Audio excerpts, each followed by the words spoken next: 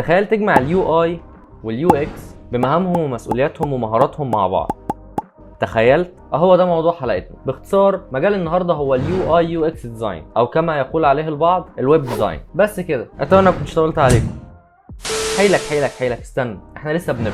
فبعد ما اتكلمنا بالتفصيل الحلقات اللي فاتت عن اليو اي واليو اكس، ووضحنا باختصار اليو اي يو اكس والويب ديزاين، وعرفنا معناهم والفرق بينهم، فتعالى اوضح لك في حلقه النهارده ايه هو اليو اي يو اكس والويب ديزاين، وايه هو الويب ديفلوبمنت والفرق بينهم، وهنعرف مسؤوليات اليو اي يو اكس وطبيعه شغله، وكمان اهميته، وازاي اقدم افضل تجربه من خلاله، والمهارات المطلوب توفرها فيه، واهم البرامج اللي هتحتاج تعلمها. معاكم محمد الصواف من قناه رحاله، فيلا نبدا.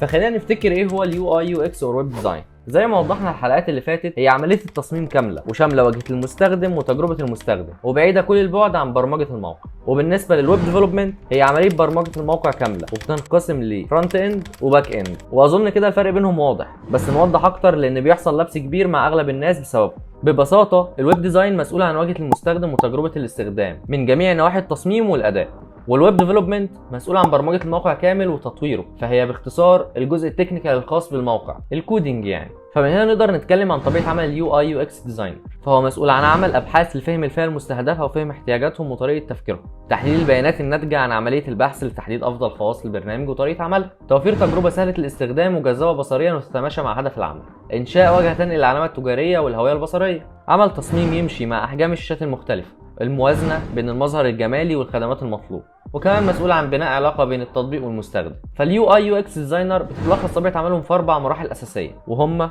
1. التحليل، ودي الخطوه الاولى، هي جمع المعلومات وتحديد حاجات زي غرض الموقع واهدافه والجمهور المستهدف. 2. التخطيط، وتضمن تعريف لخريطه الموقع وهيكله والتقنيات اللي هتستخدمها. 3. التصميم، وفي المرحله دي مش بنركز بس على الشكل الجمالي والمرئي، لا، وكمان على قابليه استخدام واجهه المستخدم للحصول على افضل تجربه مستخدم ممكنه. 4. المحتوى، جزء مهم جدا من العمليه، وهو اختيار النص او الصور او مقاطع الفيديو الصح للموقع، ومش بس بنراعي الزوار لكن كمان بنراعي محركات البحث. فطبيعي رينج تخصصهم هيقل قوي، ومش هيبقوا بيعرفوا يعملوا كل حاجه زي اليو اي او اليو اكس، فتقدر تعتبرهم متخصصين في عمل الويب سايتس او الابس.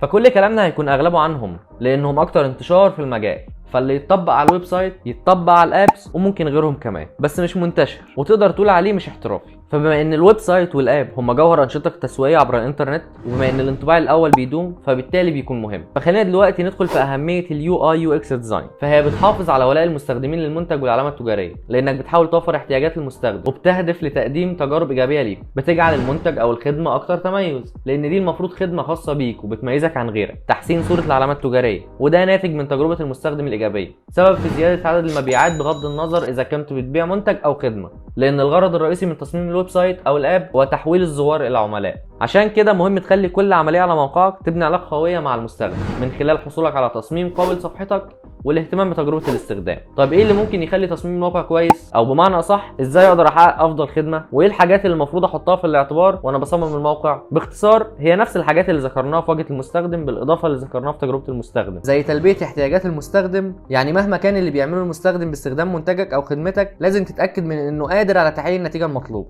تحكم وحريه للمستخدم، وارد ان يحصل خطا، فلازم توفر مخرج لما يحصل الخطا ده، ويعتبر خدمه الرجوع للخطوه اللي قبل كده واحده من الطرق للتحقيق ده، بالاضافه لامكانيه الغاء العمليه. سهوله الاستخدام، يعني يكون من السهل التصفح وتقدر توصل للي انت عايزه بسهوله. تصميم بسيط، ما تحاولش تربك المستخدم بعرض معلومات كتير او غير ضروريه، وحافظ على تركيز الشاشات وتقليل الحوارات لزياده الرؤيه والوضوح. سهل التعلم، عند اول مره استخدام للموقع لازم يحس ان تعلمه واستخدامه سهل. توجيهي، بتوجه المستخدم من نقطه للتانيه طوال فتره الاستخدام لحد هدفهم الاخير بسهوله. جعله مألوف، حتى لو المستخدم اول مره يزور الموقع او البرنامج لازم يحس ان اتعامل معاه قبل كده ويعرف يستخدمه بسهوله. الاهتمام بالالوان، تقدر توجه الانتباه لعنصر او بعيد عن العنصر ده باستخدام الالوان والتباين. الاهتمام بالتايبوجرافي، فلازم تركز في اختيار الفونتات عشان تكون مريحه وسهله القراءه، وتقدر تعمل كده من خلال الاهتمام بالفونتات وحجم الخط ومراعاه المحاذاه بين الخطوط.